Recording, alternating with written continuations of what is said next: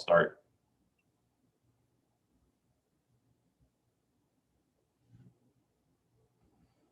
Does it give you a link?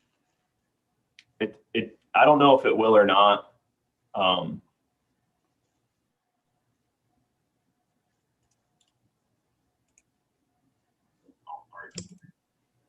I got a pop up on mine saying it's live, and if you click on it, it'll give you a link. Yeah, I think we're live. Hey, everybody. If there are folks out there watching, say something in the chat so that we know you're there. May take a second for people to get loaded in. Nothing happens for me. I've got you. I just chatted you the link. It looks like, Molly. Oop. It says only one person's watching, so. Hold on, I'll post up on, oh, not my Facebook, maybe our Facebook. Now we got two. Woo! I'm not going to do any streamer stuff.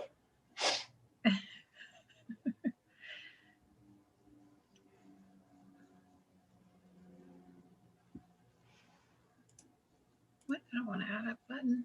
5. All right, we're starting to get some people in here.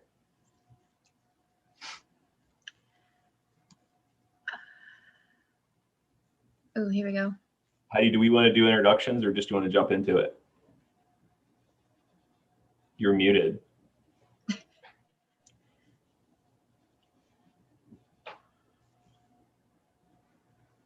Oh, we lost one. We're down to 4.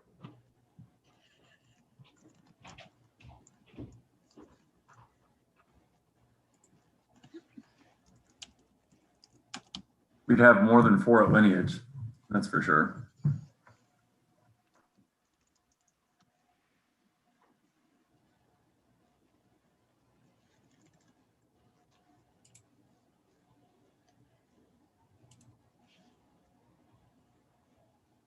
Oh,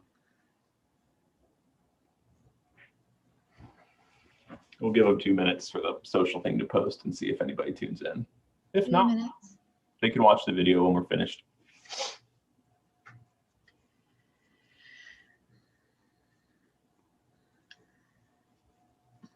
We picked up like 10 or 15 subscribers today, so.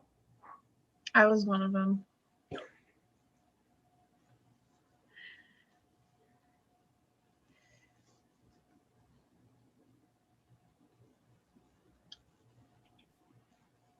What's the link on YouTube called?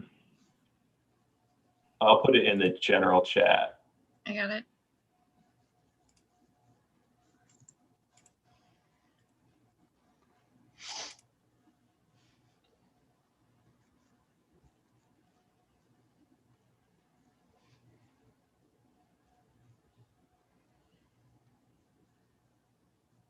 Nice.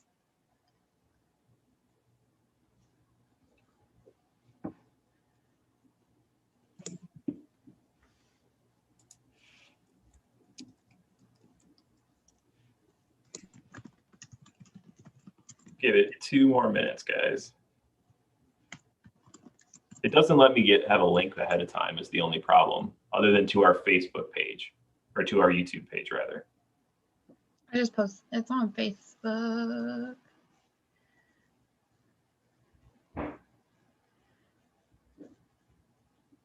Let's see if the comments work. Huzzah.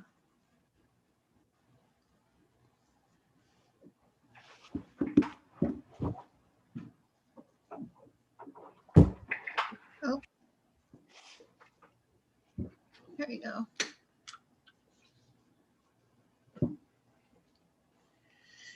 All right, we got 8 folks in here. We'll just get fired up here, and people can join in as they see the link. Welcome, everybody, to what was the 2020 annual meeting for Combo. Got delayed a little bit due to the COVID situation, like so many things this past year. But we're here now virtually, and wanted to tell everybody what we had go on during the past year and what we're looking forward to in 2021. I'm Scott Shoemaker. I'm the secretary of the board for Combo. Been involved in the organization since 2018, and happy to be here and kind of your MC for the evening. At this point, I think I'll turn it over to our esteemed president, Heidi Coulter, who's here on the call, and let her take things over and get the meeting started.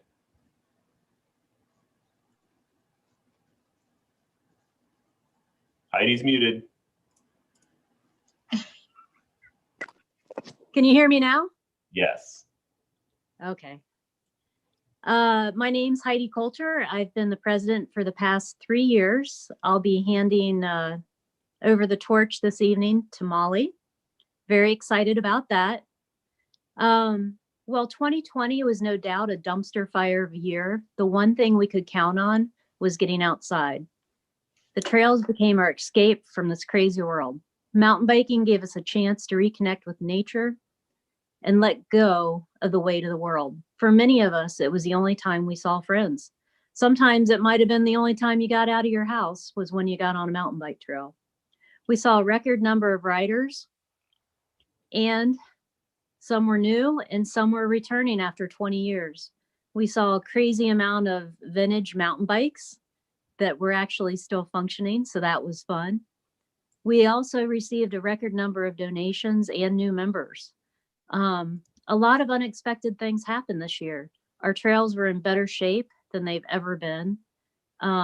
It might have been because people were furloughed or out of work, but a ton of time was spent on the trail.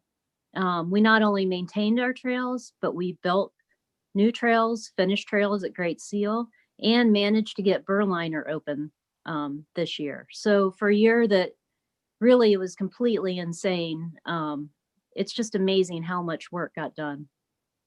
So I made a large bowl of popcorn and also have a beverage. So get in a comfy seat, get a snack, get something to drink, sit back and listen about 2020. Thanks. Back to you, Scott. Okay. Well, we've got a PowerPoint presentation that we'll share for the group. I think first, let's have the current board members introduce themselves, starting with our Vice President, Molly, if you don't mind. Hi, I'm Molly Burbrick, and I'm the current Vice President of Combo. I'm just going to go as they appear on my screen. So next up is Chad. Hello. Chad Hartman. I'm the trail steward at Chestnut Ridge, one of the dirt school instructors, and I do a lot of work with Mike on the racing series that we hope to get back to this year. Aaron Daniels.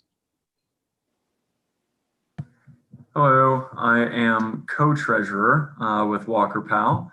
I think I've been on the board, Heidi just helped me out with this. So I've been here for her whole term and 1 year of Dan, I think, so 4 years. That's enough. Ralph. Hi, Ralph Rupi here. I've only been on the board a little less than a year. I focus on Ohio Trail Partnerships and OTP and help get NICA set up.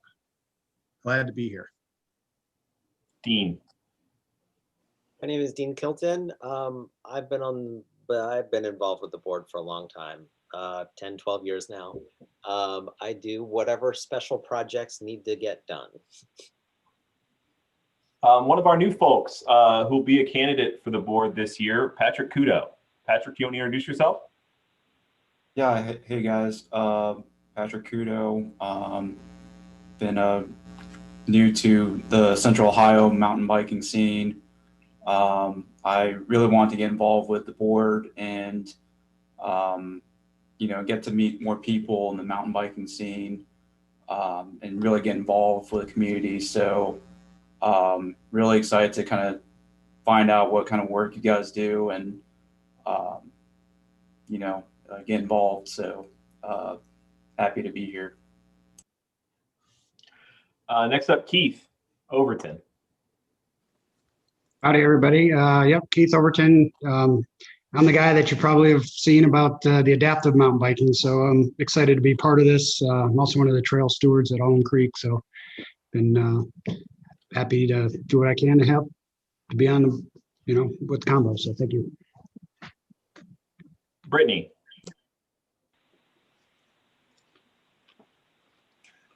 Still muted. Sorry, I'm fighting the cat. I'm Brittany. This is Eleanor. I've been on the board for a little over a year, and I help Mike with the racing primarily. Melanie. Hey, I'm Melanie. Board member at large. You might see me helping at an event, or you might see me helping out on the trails. Dan. Hi, Scott. Longtime listener, first time caller. Really love the show. No, I am currently one of the coast trail stewards of the A.W. Marion Trail System, and avid mountain biker. Glad to be involved. Mr. Carley. Hi, I'm Tim Carley. I've been on the board for 3 years now. I'm the trail coordinator. I oversee all of Combo's trails and help organize the trail days and get things rolling for everybody. Harvey, are you available? I know your camera's not on.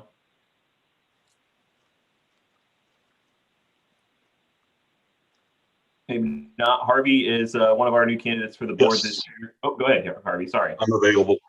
Hey, folks. Glad to meet everybody. Not on the board, but been in the mountain biking game for, I don't know, 20, 25 years or so, going back to the late 1980s. Glad to be back into it. Ralph suggested I take a picture with my new bike.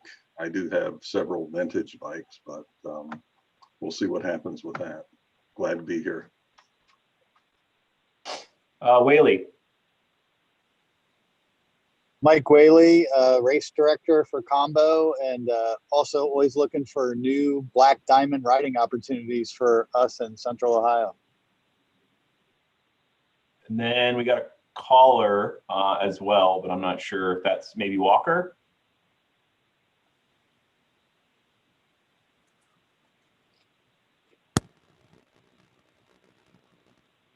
They're not muted, but they're not talking.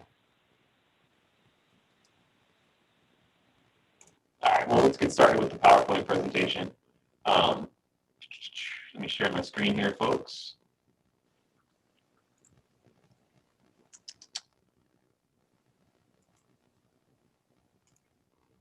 This should pop up for everybody shortly.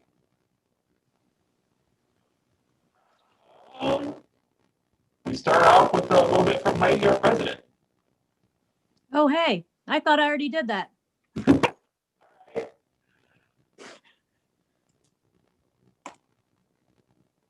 Okay, this is already going poorly. Allen Creek update. This is going to come from Molly, I believe. Is that right, Molly? Yeah, we've done a ton of maintenance at Alum Creek this year and had a really impressive core group of volunteers, Keith Overton being one of them. I hosted a few socially distant, really rad group rides up there as well. And I don't know, let's see if the video plays. Let's see if it works. It should be the next slide. All right. I'm actually going to try to do this, just direct share. And hopefully that'll work. Okay. And here we go. Maybe.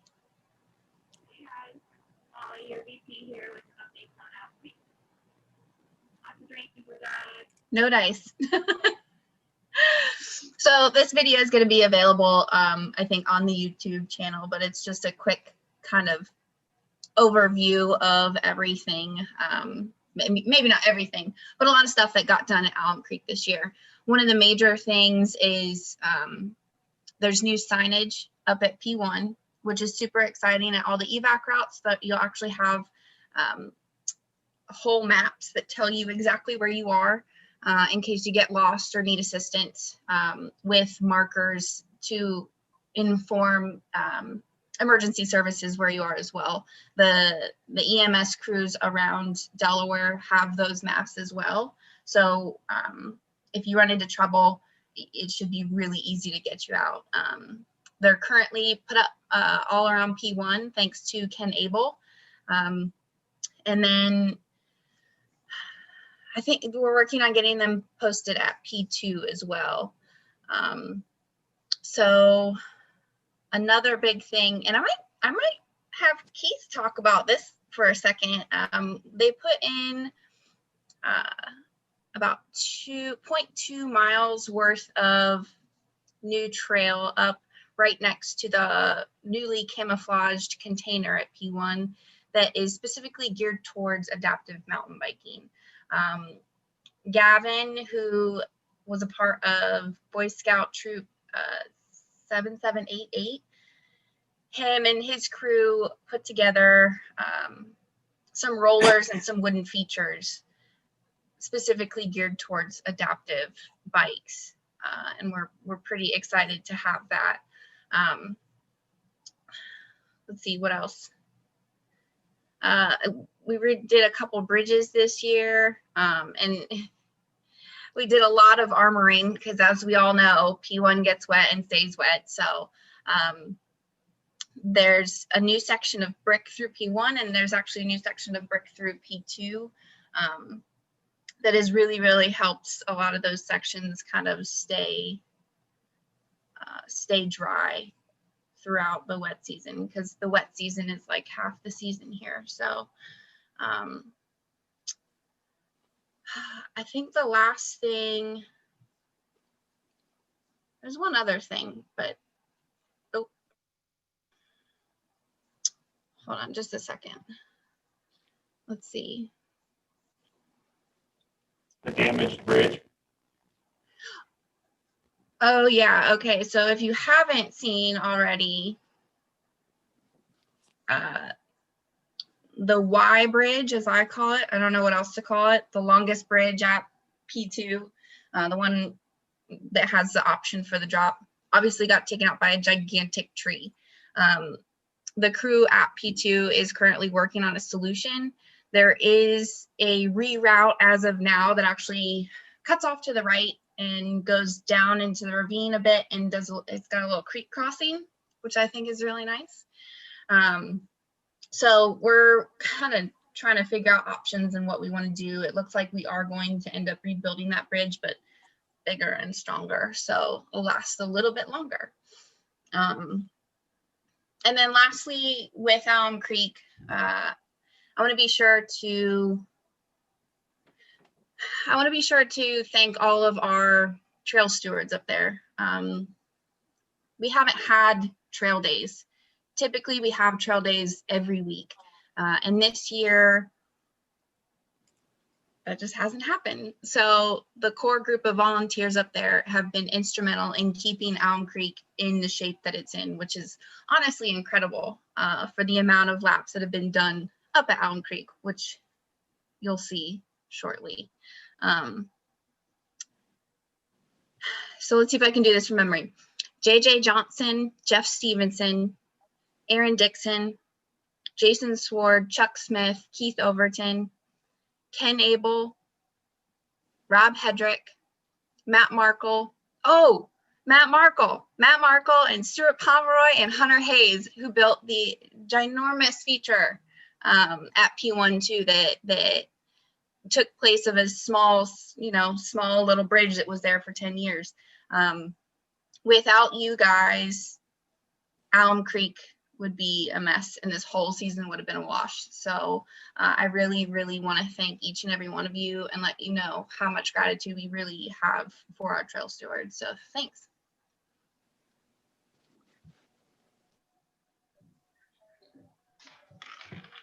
Sounds like my audio might be bad.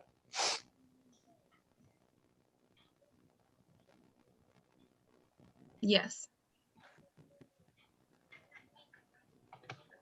Through the slideshow.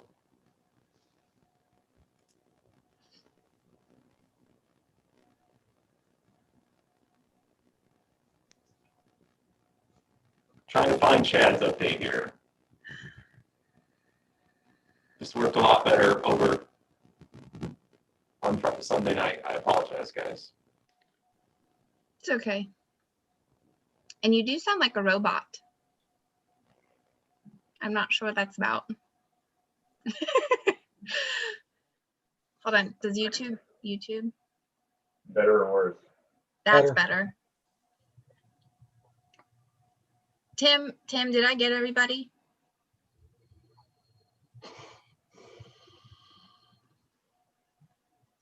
I think so. Yeah, I believe you did. Sorry. Okay, good. Good group of guys.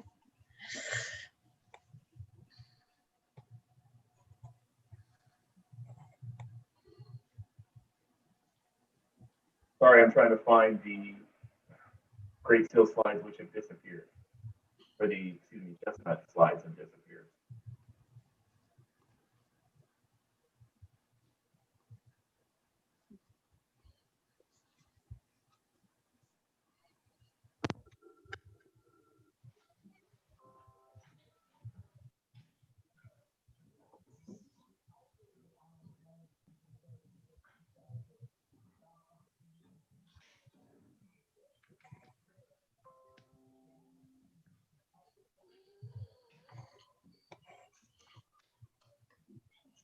One sec.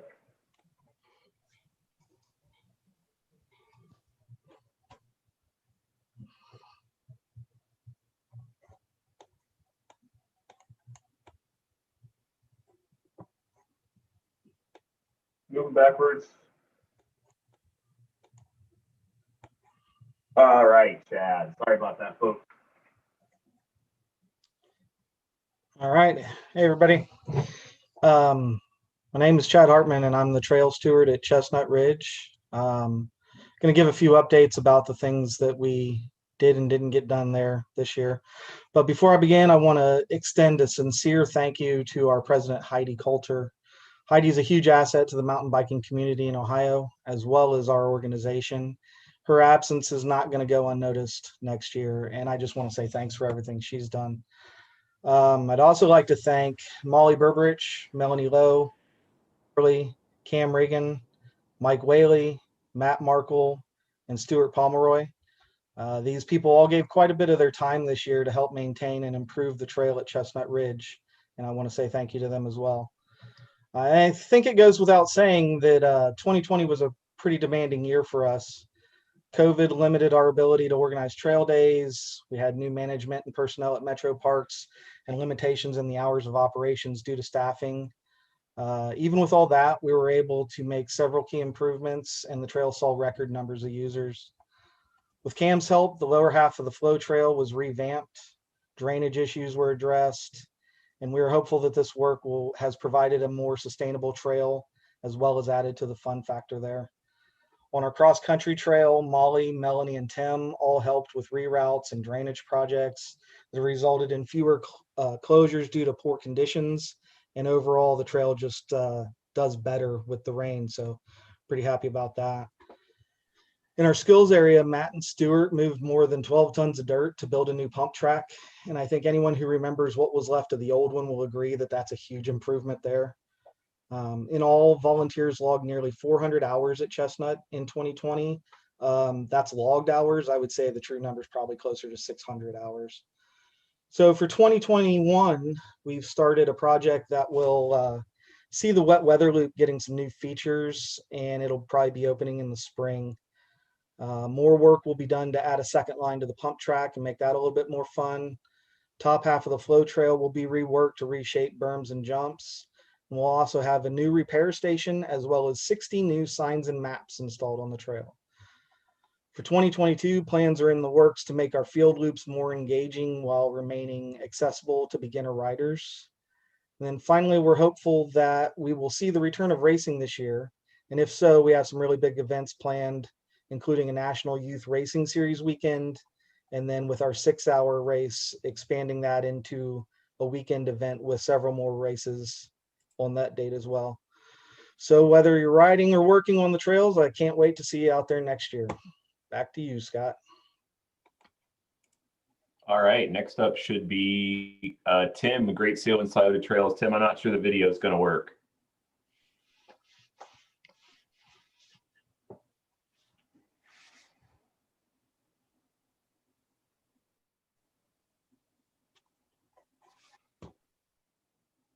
Tim, you there?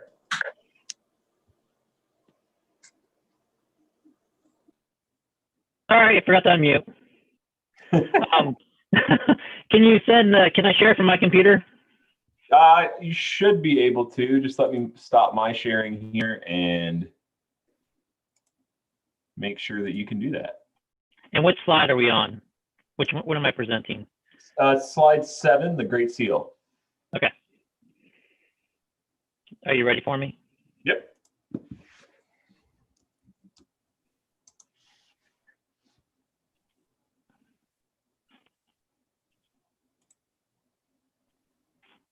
Uh-huh. All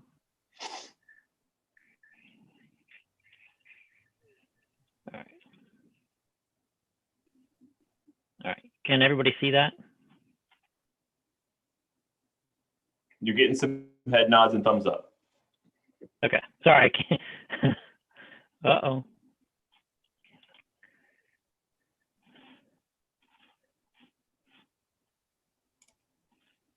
Okay, I lost everything. Hold on. Whoa. I can't do that. All right. Sorry. No. All right. I think I got it now.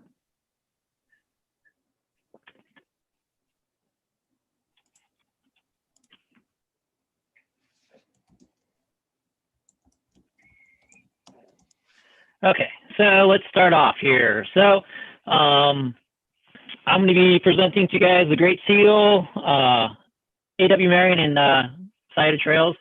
They are hidden gems down in southern Ohio. So starting out with Great Seal there. Hopefully everybody can see the picture there. It's a great place for all skill levels and ride types. There's over 20 plus miles of single track. There's multiple enduro rides. There's even some big jumps out there that will scare the bejesus out of you. There was quite a few trail days down there, small ones, just due to COVID restrictions and everything that was going on in 2020. They did and were able to finish several of the trails, some multiple reroutes down there, but overall, the trail's been in very good shape for everybody to ride. Big thanks to Rivers Bend Bike Shop, Jamie Sharp, Chris Mosley, Dave Pignott, Rick Monger, and Scott Company were the main trail stewards down there that took care of the heavy lifting of cutting out trees. So big thanks to them. Let's see here. A.W. Marion is another hidden gem down there that a lot of people haven't ridden. And if you haven't, you should take the time to get down there. It's a style that's very similar to P2. It's a little more, it's got a little more elevation, punchy climbs, lots of nice ravines. It's pretty awesome down there, I think. And Chris Hildebrand has been the main steward down there, and recently Dan Fozzie and Paul Patterson have stepped in and started helping out down there. So looking forward to some big changes going on down there, some reroutes, some new trail probably. So very excited to see what happens. And then lastly is the Scioto Trails. I think most of us know that area for the gravel rides through the state forest and through some of the Great Seal Park. But there is mountain bike trails down there, and they're pretty awesome. Lots of elevation, just like Great Seal. Currently, Christopher Seeley and his crew, I apologize, I don't know who's all on this crew helping out down there, but they've been down there working and maintaining the trails, been doing reroutes, adding new trails, so it's pretty exciting to see everything that's going on down there. Sorry about that. I think I had a couple more slides. There's A.W. Marion, Paul Patterson, Dan, some tree removal. And then Scioto Trails, there's Christopher Seeley, little map there, and some of the trail. But if you haven't had a chance to get down there, definitely take the time to get down there and ride. If you need more information, check out our website or social media. Back to you, Scott. Tim, while we have you on, I think I jumped you there and didn't do the trail counts. Do you want to go over the trail counts real quick? I can. Let's see, jump back up here. Bear with me just a minute. Can everybody see that all right? Yeah, you Nodding, could, yes. you Okay. could play the slideshow, Tim, and that would full screen it for us, because right now we're looking at your actual PowerPoint screen. Okay. I just apologize. I have two screens going on. I'm struggling. And the only thing is, if I go to PowerPoint, maybe I can just do this. As I told the folks in the chat, we're better with shovels than we are with Zoom. This is true. There you go. Well, now we're seeing the presenter view, but yeah. Okay, so hold on a second. Let me do, and let's see. How do I share screen?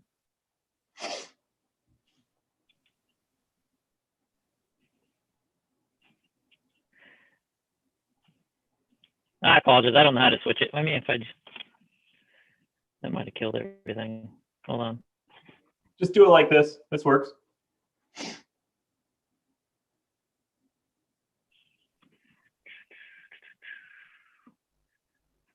Yeah, it's not gonna work. So I'm just gonna have to do it like how I was doing it, because it's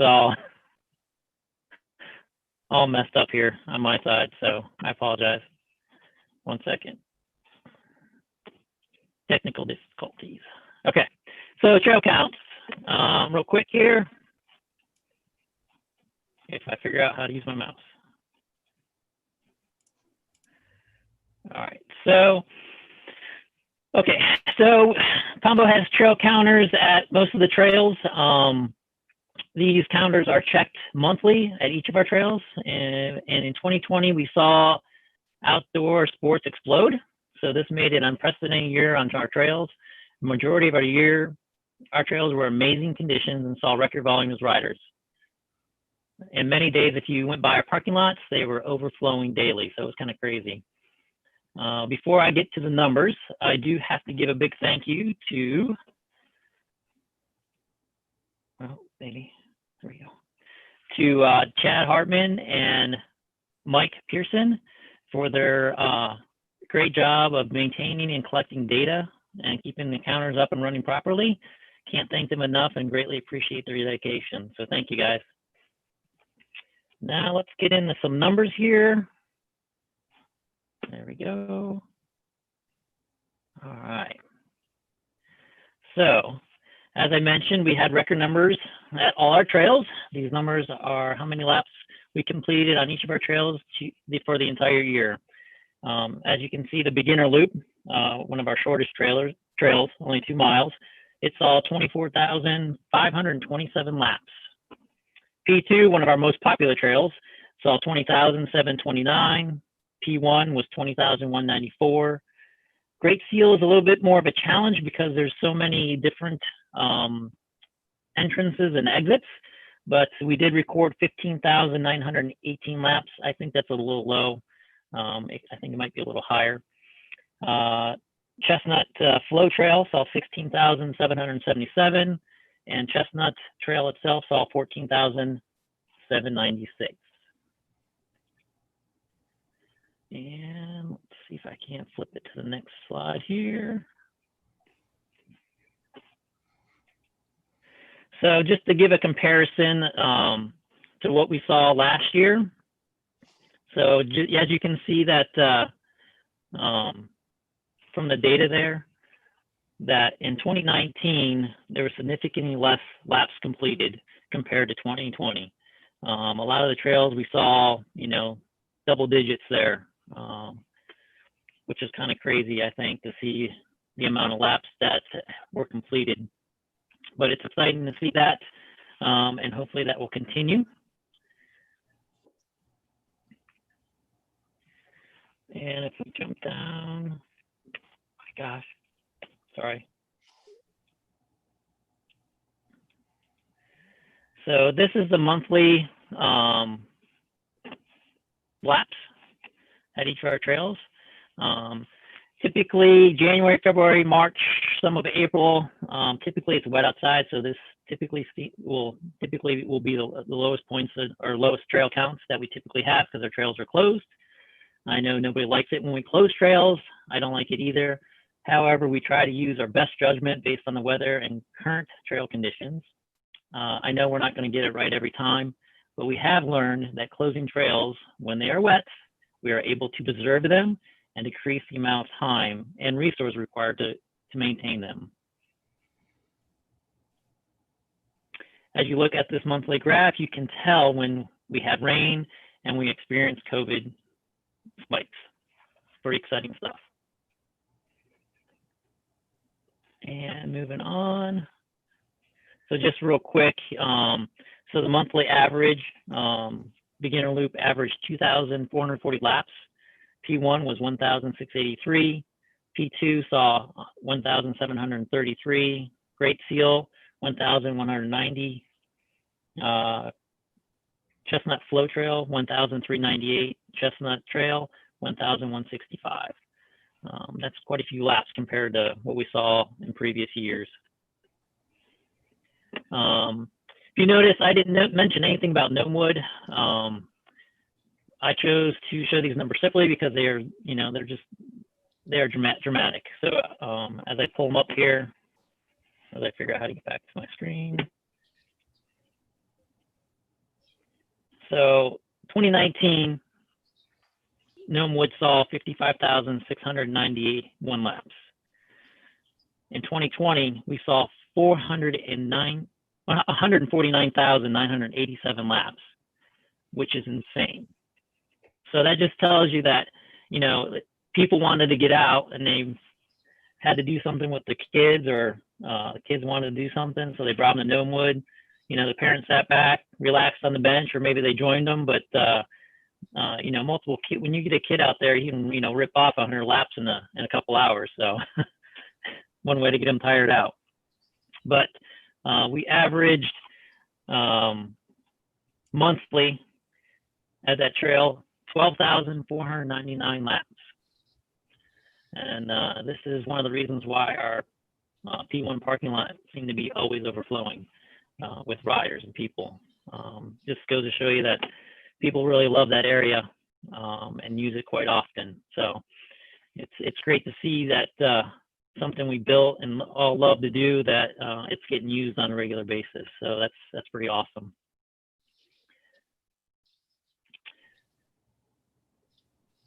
And I think so. That's all I have for you. So get out and ride. Thanks, Tim.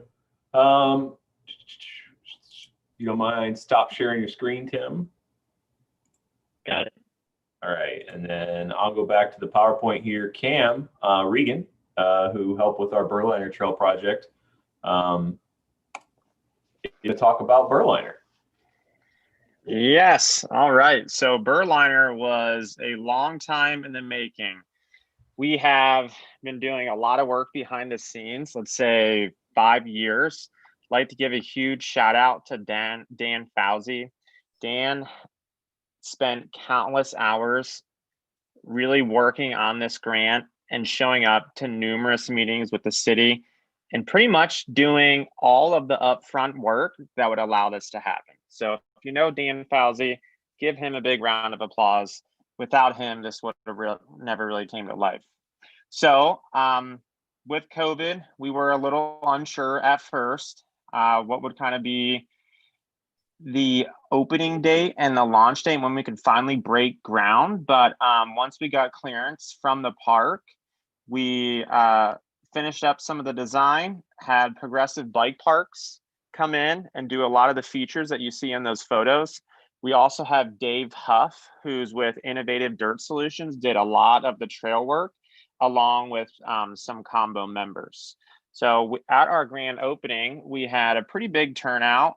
We also held 2 dirt schools there already. Something to note is that this will be a future spot for dirt schools and clinics. That was part of our design with this, is that the skill section being 2 parts, one a little bit more beginner, one a little bit intermediate, gave us a good opportunity to kind of split those 2 groups and really kind of have a controlled environment where we could watch people and see, how their skills developed on these different features. We also have 3 miles of single track at Burliner. So if you haven't been out there yet, it is made up of 3 main loops. It's pretty cool how they all link together. So if you wanted to, you could session the front loop, you could session the middle, you could also session that skills park that you're seeing in those photos there, jump on the bike path, and then there is also a south loop. There is talks of a phase 2. We're not sure when that'll happen, but we've received a lot of positive feedback, and the parks are really happy with kind of the outcome, and they'd like to see it grow themselves. So there is a lot more land to the south and behind the park that may be an opportunity for us to grow in the future. So all in all, I think we're all super proud. The community's been pretty pumped on it. So skills section, 3 miles of trail, signage for the park will be finalized. So if you've been out there and you've seen some of the temporary signage, there is some more organized signage that's been branded by Burliner that should be wrapped up soon. So keep your eye out for that. And might even have some other events there this year. Can't say what, but we are exploring some options for some different events. That's pretty much Burliner. Awesome. Thanks, Cam. And again, thanks to Dan, who's on the call here too. Dan, did you want to say anything about your work in Burliner? Oh, thanks. No, I appreciate the recognition. Cam did more than I did on it, and it's a really cool product. I'm just happy to be involved. So very, very cool. First, mountain bike trail inside 270. So that's pretty awesome. Thanks, Dan. Yeah, it's a huge point. And also give shout out to Molly as well. She is kind of taking the lead on some of that signage and stuff and really helped wrap that up in the end. So big shout out to Molly too. Great. Future projects. Tim, Molly, anybody want to talk about this?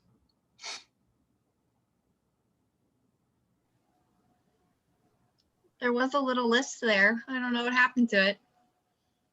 So as Cam mentioned, Burliner phase 2, quite possibly. Tim and I are still working with the parks on getting the Alum Creek P1, P2 connector trail going. We flagged quite a bit of it, and then they widened Africa Road, so it got a little bit messier. So we're working with the parks to get that started. What else, Tim? What else you got? Other things that we have lots of ideas that hopefully will come to fruition. We're talking about doing a machine-built flow trail down at Great Seal. That's still in the very early phases, so hopefully we can work out the details and get approval and get that all set up, but hopefully that will happen. Something else that would be future down the road, probably a couple years, but it'd be awesome to see a paved pump track at the Burliner section there in the open field. But that's also kind of in the works, and we're planning on some of that. Need to get some funding for it and approval and everything that goes along with that. As Molly mentioned, we're still waiting for the connector trail to get final approval so we can start building on that. Hopefully that happens this year. But any of these projects that we were future looking into, unfortunately, they just take time. They take a lot of energy, and most of the time it's waiting on land managers' approvals for final, for us to let us move forward on them. Looking at to do some improvements at P1 and P2. So adding maybe some new trail at each of those, and some some new features along there, along each of the trails. So hopefully you'll see those in 2021. So stay tuned for trail days to come out and give a hand. And one last thing I want to mention too is there's talks of a bike park going into Worthington. So shout out to Kelly Shaw if he's watching. That's it. And the only thing I'd add, and Whaley, jump in if there's anything you wanted to say, is that a lot of people are curious about what's going on at the quarry. We remain in contact with the Metro Parks and with the people who are doing the excavating there, moving the dirt and rock around, the big part of that work. It seems like the park is still in the planning stages of when that might be open to riders, but we're watching it as closely as anybody, and we'll let you guys know as soon as we know more. But unfortunately, that's kind of all we know at this point. We definitely want to be involved once those trails open and get everybody out there riding, because like Dan just said, woohoo for another park inside 270. Up next, Heidi's on with Dirt School. Hi, can you hear me? Yep. Yes. Okay, so this year, despite COVID-19, we actually had 6 dirt schools, 1 shred school, and one first ever, hopefully of many, flight schools. So that was pretty exciting. We followed some COVID-19 protocols and kept everybody healthy and safe. Each class had around 17 students. Our shred and flight schools were slightly smaller by design, just so we could give better instruction. The first 5 dirt schools took place at Chestnut Ridge and the last one at Berliner. From here on out, we probably will have most our schools at Berliner just because it's super convenient and has different features that we can practice on for all levels. For dirt school, we covered the basics, and from there we just built on those fundamentals for shred and flight school. So our certified instructors, Chad Hartman and Scott Shoemaker, got certified last year as BICP level 1 instructors. I also got certified last year as a level 2 BICP instructor. And Cameron and I this fall went to North Carolina and got certified by PMBIA to be level 1 instructors. So that all being said, you're really getting, for the cost of dirt, shred, and flight school, some quality instruction. And we hope to continue to expand that. You know, mountain biking isn't always what your head tells you to do when you first start out mountain biking, probably isn't what you should do. It's not necessarily intuitive. So it's really important, especially with keeping new mountain bikers into the sport and also just helping people along their journey with mountain biking. So I'm really thrilled to be part of this. And I am super thankful for Chad, Scott, and Cameron for stepping in and helping too. That's it. Oh, also, I do want to talk about next year. We are planning on having 7, actually 6 different days of dirt, shred, and flight. We'll offer, here I'm backtracking, we'll offer 6 dirt schools, 3 shred schools, and 3 flight schools. We should be coming up with those dates soon, so stay tuned and we'll get those out on social media and on our website. That's it. Thanks, Heidi. Next up, I've got racing and sponsorship from our boy, Mike Whaley. Hi, I'm Mike Whaley. 2020 was not a good year for racing. Having said that, Combo Racing has been very successful in the past, and the big reason, there's 2 big reasons for that. The people that are involved, like my crew, Melanie Lowe and Brittany Butte, they're the registration and timing crew, and soon to be, you know, co-race directors, I think. All the other volunteers and all the participants. and all the money goes back to the trails. That's the other thing. So, nobody's making any money. We're all in it for the same reason, to have good places to ride here in Ohio. We were fortunate enough to have one race with our partners at Horns Hill out in Newark. World-class build out there. If you haven't been there, it was a great enduro race. Enduro's socially distant by nature. If you haven't done it, it's one person at a time, add up all your times, and we'll have more info on the enduro format on the website soon. So moving forward in 2021, our combo racing partners are Horns Hill, Devou Trails Collective, AOA, Gators, Trailer Park Racing, and OMBL. Some of our hosts are North High Brewing, Burkus Brewing, Nocterra Brewing, Brioso, Rivers Bend Bike Shop. Some of our sponsors are Adena Health, Wheelie Fun Bike Shop, Trek Columbus, Paradise Garage, Roll, and more to be announced.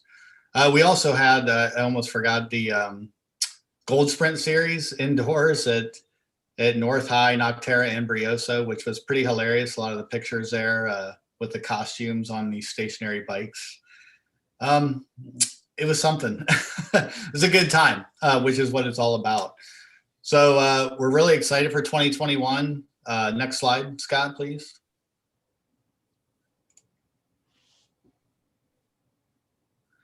So we've got a pretty ambitious and optimistic schedule. We'll see what COVID does with permitting. But for 2021, we've got enough Funduro or Enduro events to make a series.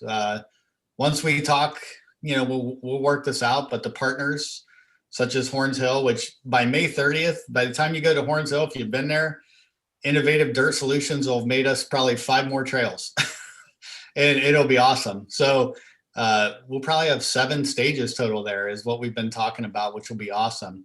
June 13th, we want to get back to Great Seal Funduro, where all the enduro for combo started. We missed that event big time this year. Rivers Bend hosts us. He's also the trail steward. It's a great time. Heading down to Cincinnati in the Covington, Kentucky area for the Devou Frienduro. Devou's a really cool place if you haven't been there. It's a fun place to ride. Part of what we're doing too with these partners is we're trying to, spread it out. Let's make great trails all over Ohio. Let's include everybody that we can. And Burkus Brewing is going to host us, which is down the road. July 17th and 18th, we moved the date to help, hopefully accommodate Gators a little more so they can get some more, those kids can get some more practice under their belt. Our date before was a little early. So on Saturday, we're going to try a 2-day event at Chestnut Ridge this year. For Saturday, we'll have a kids race, followed by a short track XC race, and then a downhill race on more cowbell, which will be a blast. Pretty full day, and then the next day we'll just have the 6-hour race. August 14th, North High is gracious enough to host us. That's a really fun time at the Alum Creek Phase 2 trail where we have a time trial. Go out there, lay down your hot lap, see what you can do. Forget Strava. We're all equal on this day. All the conditions are the same, no shortcuts. Check it out. September 25th, we're trying to do an inaugural GPS 100 here in 2020. Didn't happen. GPS 100 based a lot inside of trails, but definitely out of Chillicothe, gravel, pavement, single track. Ties in with the Chillicothe Chili Fest. Looking forward to that. We got a lot of planning to do, a lot of work to do to think about that. And again, hopefully it's everybody gets where we can have events with permits without worrying about a pandemic. Followed the very next day, September 26th, Fall Down Funduro at the Wilds with our partners out east at AOA. Formerly known as Mayhem. A lot of people didn't know this, but Mayhem was a play on words. It was in May. And that's why it's Fall Down Funduro. It's in the fall this time. We're really excited about that. Get back out the wilds, spread it around, get AOA included in this enduro racing stuff. October 3rd, a fall Funduro at Horns Hill. Again, Horns is great. We had one October 2nd this past year. Turned out great. Weather was great. Conditions were great. It's a great time. And then finally, we'll finish it off at October 18th at Great Seal with a fall Funduro. And that's, our very first one was in the fall, and then we did 2 in 2019. And the fall one seems to turn out better. I don't know why. Maybe it's better weather, just cooler, more fun to stand around and hang out. So hopefully things go well. We're looking forward to getting some permits and having some racing. Great, thanks, Mike. Oh, you got one more slide for you. Yeah, and Nocterra Trek mountain bike team. So this is a little bit more a club than a mountain bike race team. It's very inclusive, all skill levels. Anybody's welcome to join. This is a brainchild of former board member James Knott, who's co-owner of Nocterra Brewing out in Powell, Ohio. He collaborated with Trek stores here in Columbus, Gahanna, Westerville, and Dublin. You can sign up at any of those locations, and members get a jersey and a combo membership, which is really cool. And over 60 members so far, and many of them are new members, and combo's already gotten $2,000 from that. So it's a really cool idea. It's a lot of fun. I'm on the team or in the club or however you want to put it. And I've met some pretty cool people already, become friends with some of the younger Trek employees, and we're out shredding at Horns Hill, and it's a blast. The jersey's really cool. So check that out. And before I go, I just wanted to say, we're going to lose Cameron Reagan, our shreddy bro, and Heidi Coulter, our mama bear, and we're going to miss you guys a lot, but I know we'll see you around, and enjoy your time off. That's it. Thanks, Mike. Up next, trail advocacy with Ralph.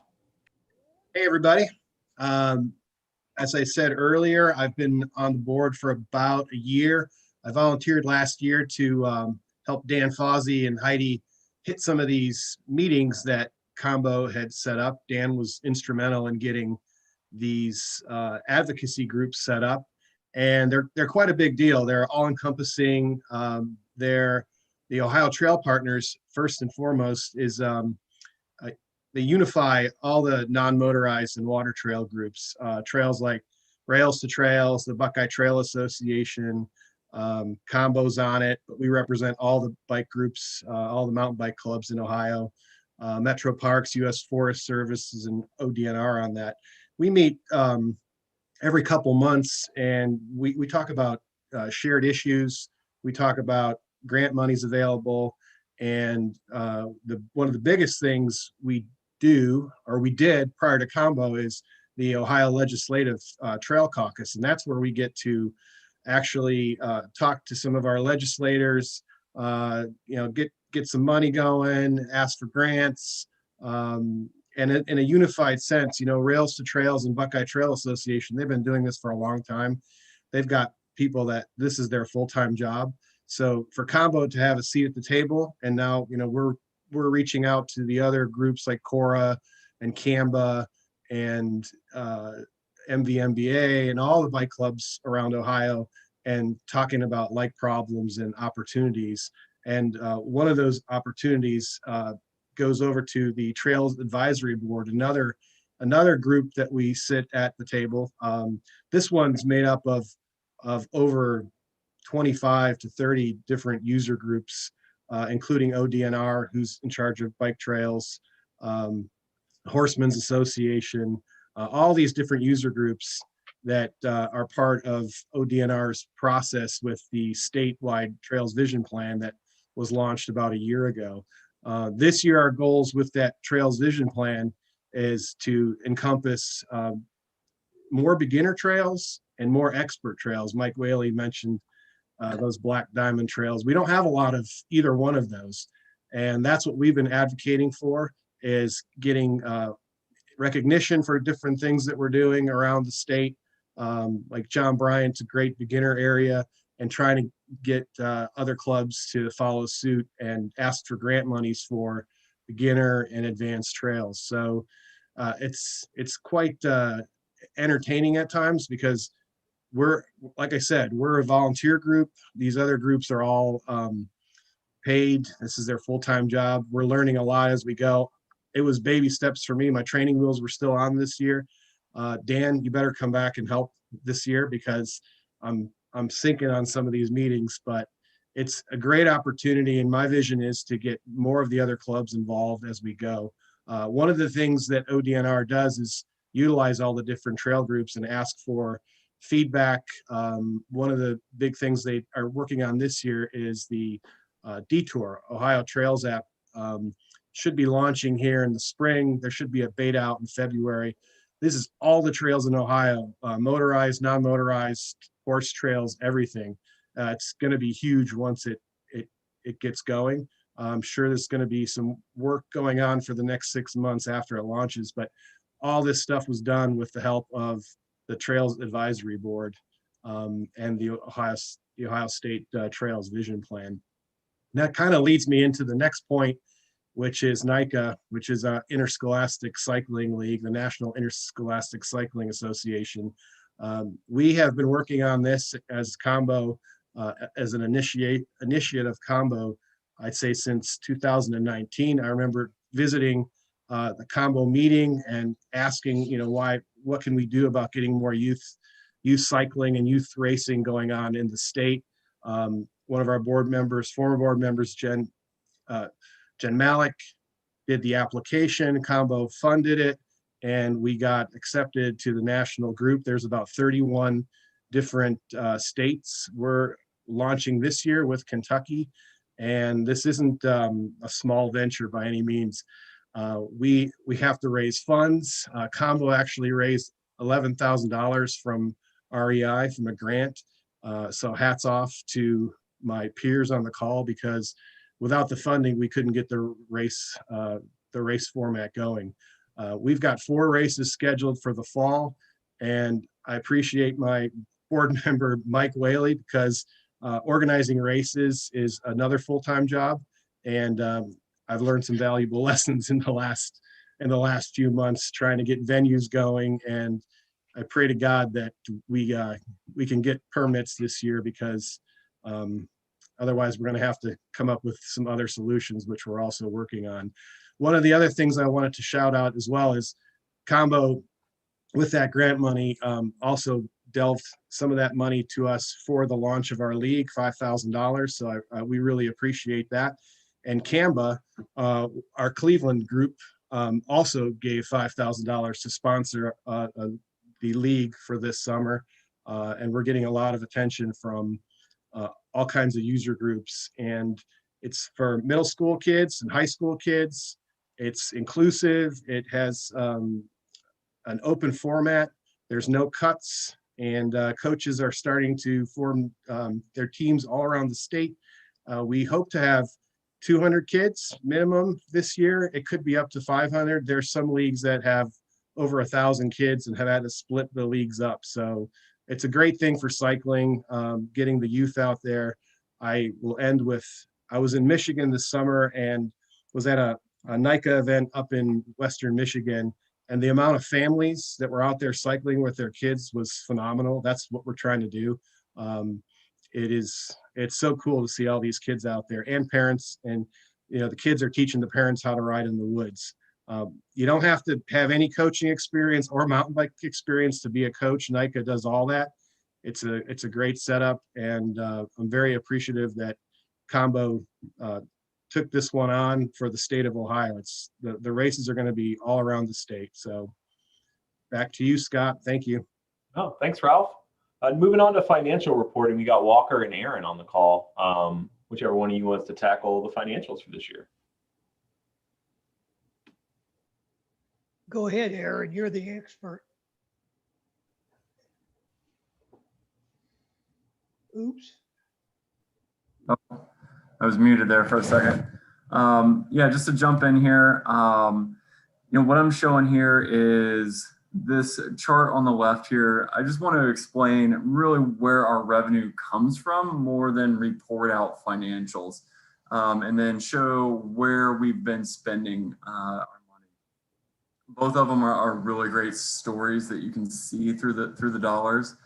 On the left there where it says revenue by year and source. So I'm kind of tracking where most of the money comes in into Combo. And what you can see there is from 2017 to 2019, the mint green color, I picked that from Mike Whaley specifically.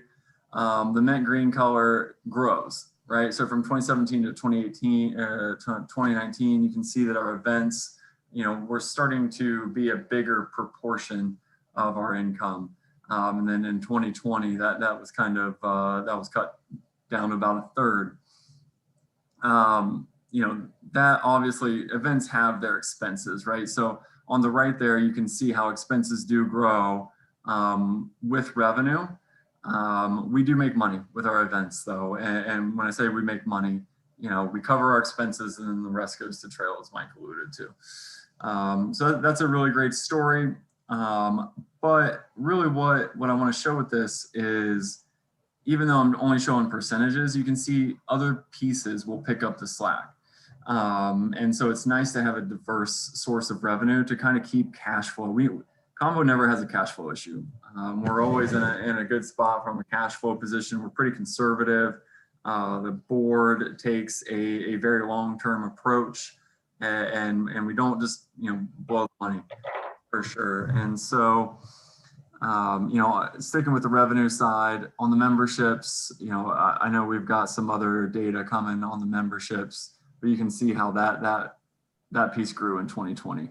That was major, and for quite a few reasons. We had some concerted efforts to grow our membership. We had some clubs, Paradise Garage being one of those as well, that kind of jumped in. Another nice thing on the revenue side, those pipe safes, they generate a decent chunk of change every year. Probably one of the lower maintenance, higher return type of investments that we've made. It does take people to go out and collect the money, and so just thank you goes out for the support there. Corporate donations and grants, right? You can see that it did go down in real dollars as well. So year over year, 2017 was a big REI year. 2018, they stepped their support down a bit, but they're still big supporters, and we love them for that. We've also got some decent sized individual contributions that are sitting there as well. Another piece inside of the membership dollars is the transfer from EMBA to in-house managed membership engagement. That has been a bit of a, I don't want to speak too heavily on it, but it's been good from a financial perspective for sure. I don't want to delve too much into a hot topic. I'll save that for other people on the call. And then, on the expenses, the trail coordinator side, every dollar that we spend actually takes work to spend it. And so, you can see that well over 50% of our expenses go straight to the trails. When you see the other column, I mean, that's a lot of insurance is a decent one. Our insurance is I try to stay away from giving out pure dollars, but our insurance is well over $1,000 a year on a consistent basis. We've also got postage, things like that. The events are there, but the big thing on our expenses is that it does go to the trails. From an expense ratio at a pure admin expense ratio, we're sitting, I ran some numbers, I think in 2019, we were down around 12 or 15% from an admin expense ratio. So that's compared to a national average, that's extremely low. One thing contributing to that is we don't have employees, right? So that does keep our direct expenses quite low. Relying on volunteer time is a big benefit for the local trails. I think that I'll kind of leave it at that. I will let Walker say anything that he has to say as well, being my co-treasurer and man that handles most of the transactions. Well, thanks, Aaron. I just want everybody to know that I could not do it without Aaron's help. He's sort of my go-to guy when I have questions about finance. Pretty much all I do is go out and pick up the money and spend half of it on the way home.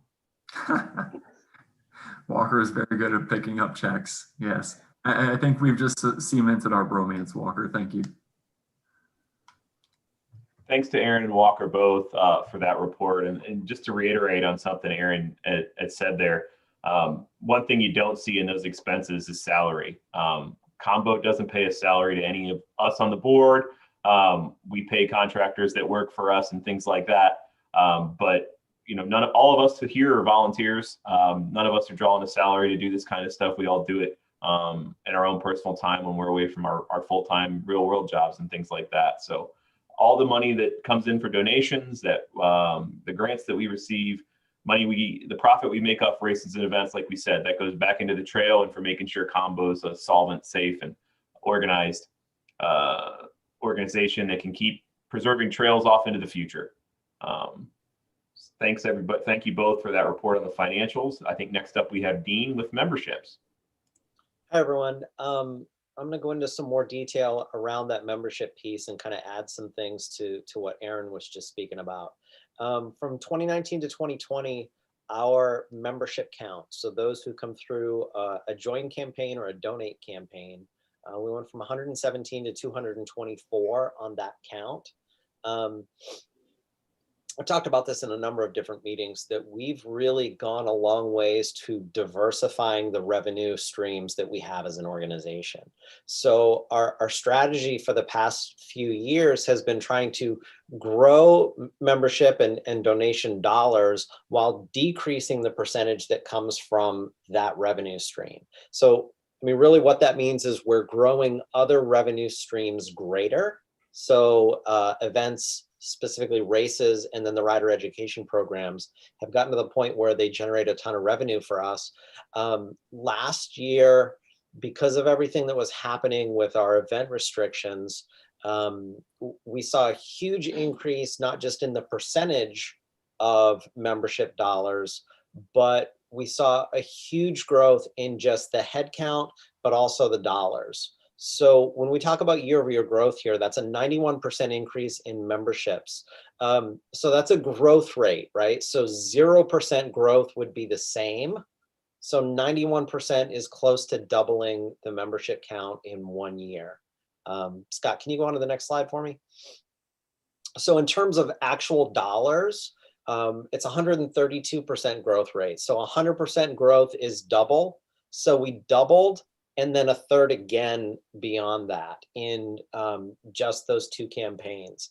So it was a huge increase in actual dollars from 2019 to 2020. So 2 1/3 times as much money coming in. Now, if you remember in the spring, we were talking about when things were fully shut down, we were talking a lot about what was going on in the community and some furloughs and layoffs and different things that were really impacting a lot of folks that we know and ourselves included. And we wanted to be sensitive to that, but we also saw that we were starting to see an uptick in donation dollars. Through the first quarter, we were tracking about 125% of prior year donations. The joins were starting to tick up. So what we saw was basically kind of the macro as it played out through the year was a lot of people had more discretionary dollars. Parts of our community had a rough year, and we were trying to be really sensitive to that in our asks and our membership pitches. But a lot of members in our community were doing really well. Between people having a lot of extra time on their hands, discretionary spending across all consumers was down big time in 2020. Not as many people going shopping or out to dinner. Those big summer vacations were really off. People weren't traveling as much. So we found a lot of members in the community had a lot of extra dollars, and they were willing to help support the community that's giving them a place to access outdoor recreation. So everything that happened through the spring with the trail stewards really just going above and beyond to keep trails open. And it was one of the few things a lot of folks in our community could do. And then we saw the community really coming to support those trails through their donation dollars. So it was a huge uptick in actual dollars. Scott, can you go on to the next slide for me? In terms of the type of membership, and this is a little bit more involved, so we have different ways that people can be a member. And when we first set up that Flip Cause platform, We borrowed the parts that we liked of kind of the old IMBA platform, basically being able to join at different levels, but we added a few things to that. So for example, we gave people the opportunity to join on recurring payments. So people can join on a single or family membership on a recurring basis, either monthly or annually as a one-time reoccurring payment, or just as a one-time non-reoccurring. So what we're looking at here are the types of memberships and the growth from 2019 to 2020. So monthly are those people that for as low as $5 per month are members of Combo. In 2019 to 2020, we saw 92% year-over-year growth in that particular category. So $1,300 to $2,500, nearly doubled. In annual reoccurring, so people who are signed up and they pay once a year, but it's going to recur the next year as well. We went from $2,705 in 2019 to $5,000 in 2020. So again, an 86% year-over-year growth. And then the biggest one is those one-time, the non-reoccurring, where we went from $3,450 to $9,500. So huge growth in that category. And I think that kind of ties into some of those macro things that we saw in 2020, with a lot of folks in our community having some discretionary income. Now I want to go back to the monthly and the annual for just a second, because in 2019, if you add up monthly and annual, that's 4,000. And then if you look at 2020, we're at 25 and then 5,000, that's the 7,500. That grows, right? So the reoccurring payments that we're already having on the books for 2021 is actually close to $9,000. So that continues to grow as we add people to those two reoccurring pathways. And one of the things Aaron touched on, that does two magical things for us.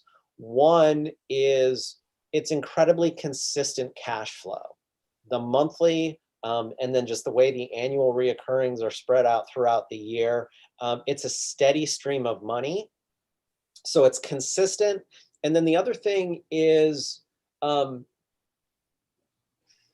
it's risk averse. So we're not reliant upon one large benefactor or one large grant type donation that funds what we do from this particular aspect. So we're at a point where we're bringing in close to $20,000 that's both predictable and then risk averse, so we don't have to worry about, you know, someone kind of pulling the rug out from under what we're doing in those areas.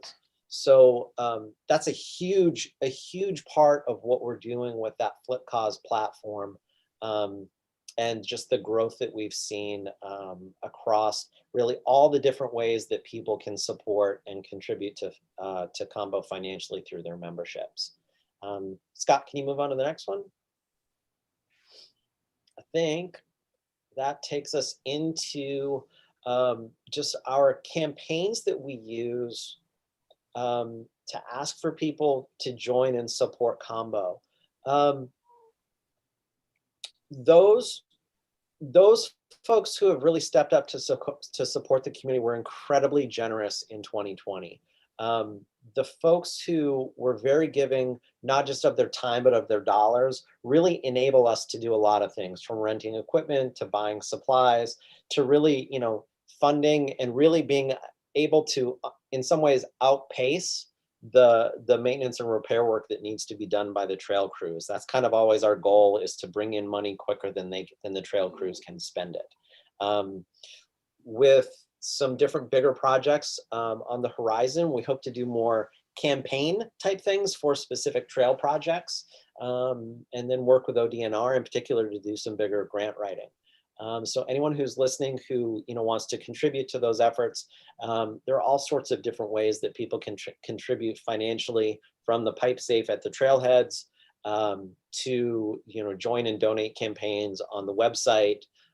We've gotten much better at not being shy about asking for financial support in our newsletters, and just encouraging people to really give as they're able. That was kind of our message in 2020, was to ask consistently. Ask people to give as they're able, understand that not everyone's going to be able to, but many will.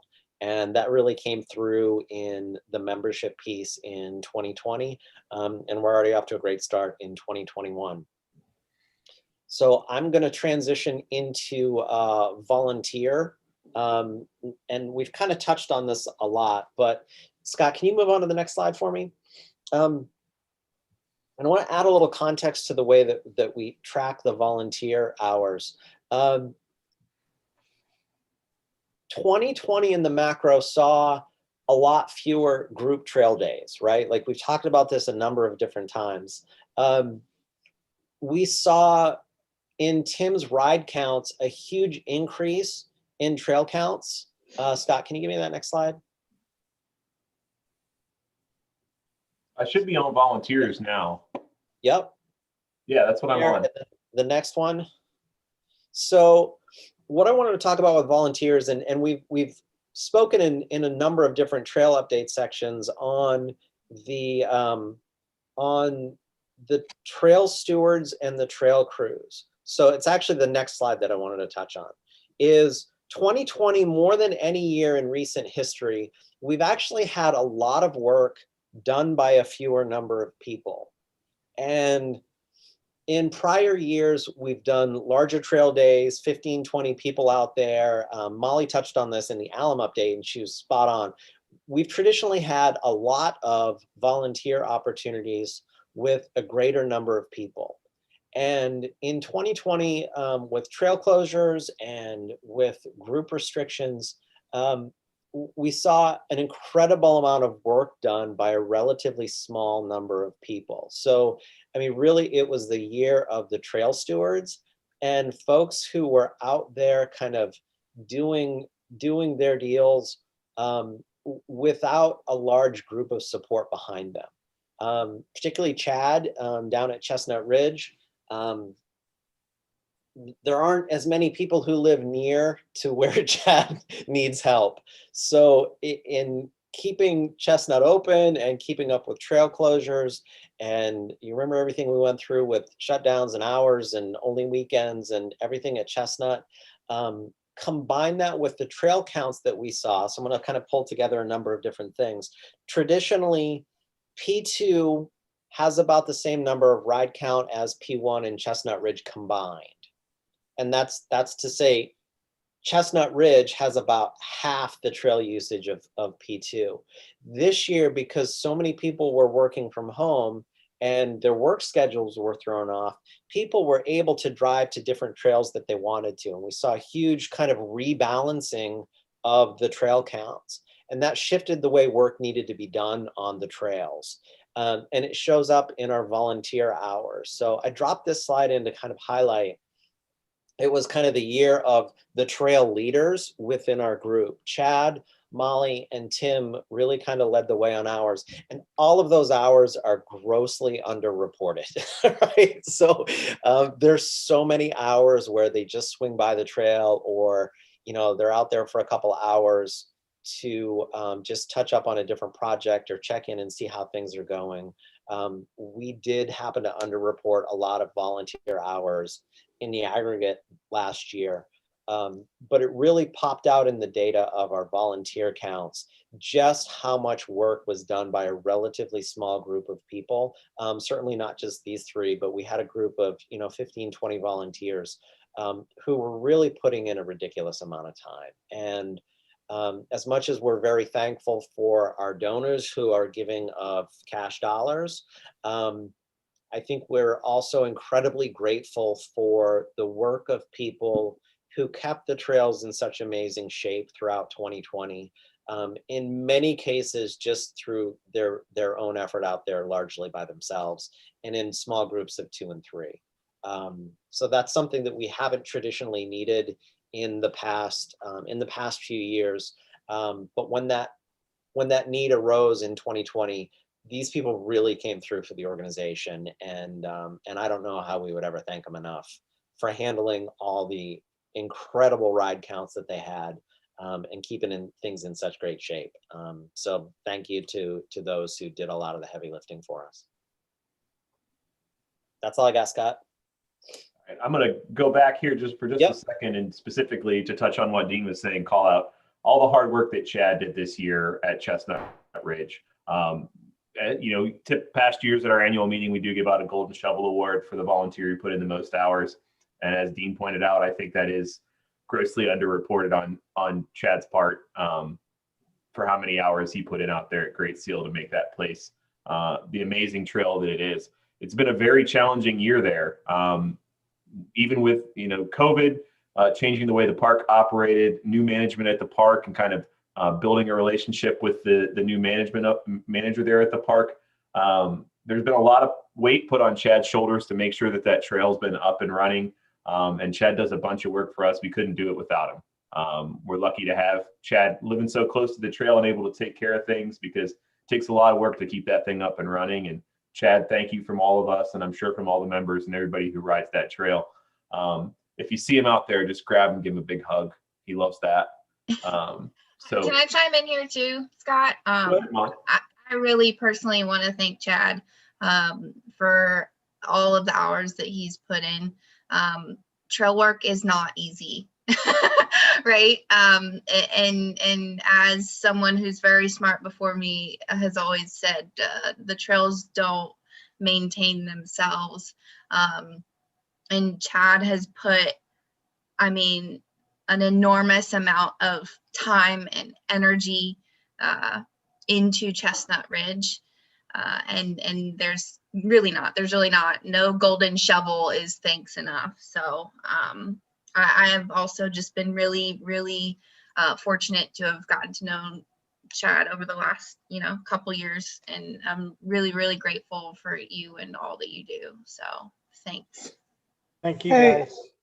wait a minute. I thought Chad was the guy at the top right. Yeah, that's me. Yeah. No, so having said all that, thank you guys. So anybody that might be listening, if you live, ride, work, or just traverse the area near Chestnut and you like working on trails, come see me. We can use the help.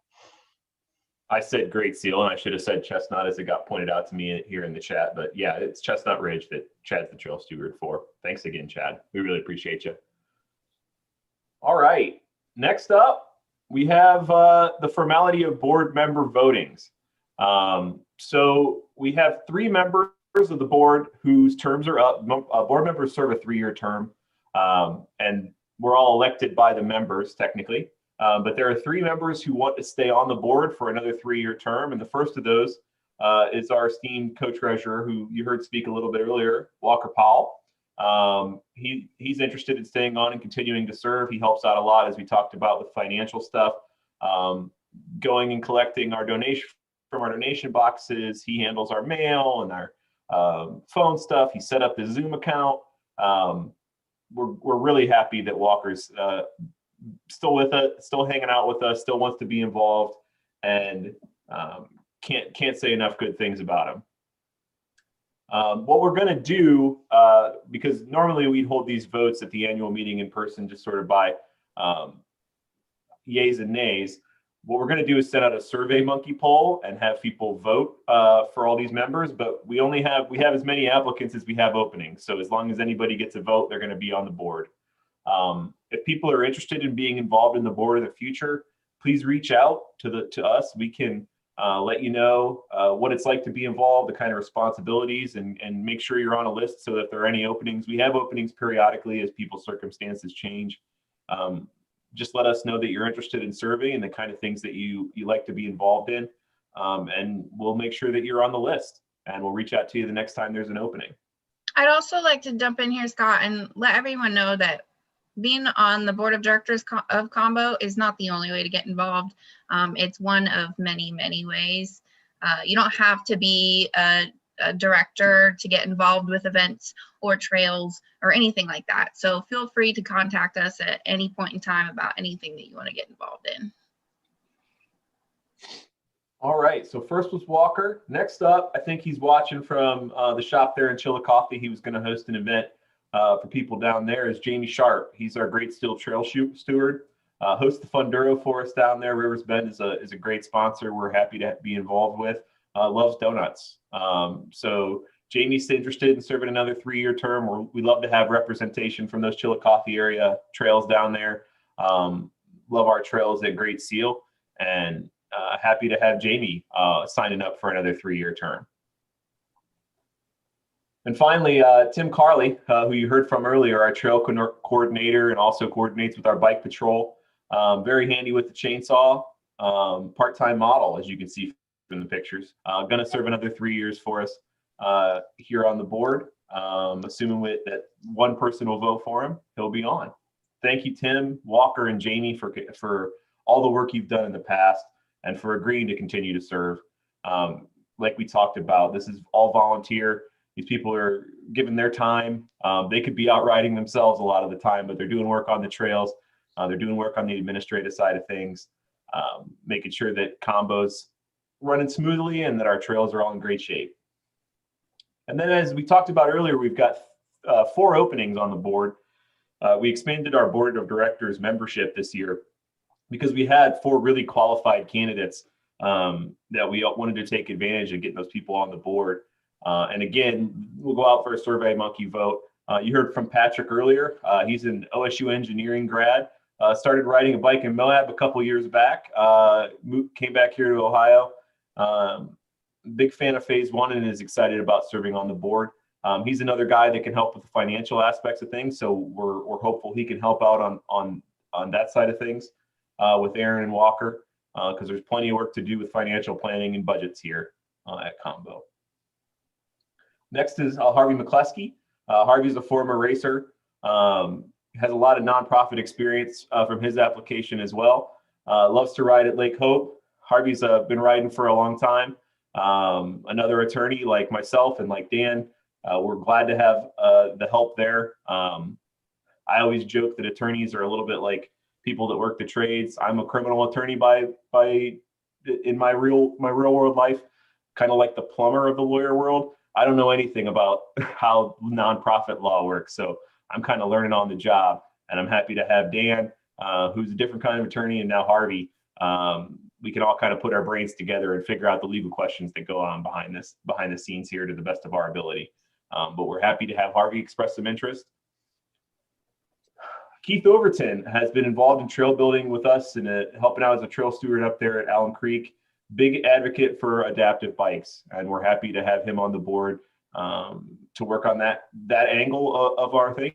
You might one of the things that I think Molly mentioned in her Allen Creek update were the adaptive trails, the new adaptive trails that we're putting up there, the kind of features area, a little bit shorter trail loop for people on adaptive bikes to take care of.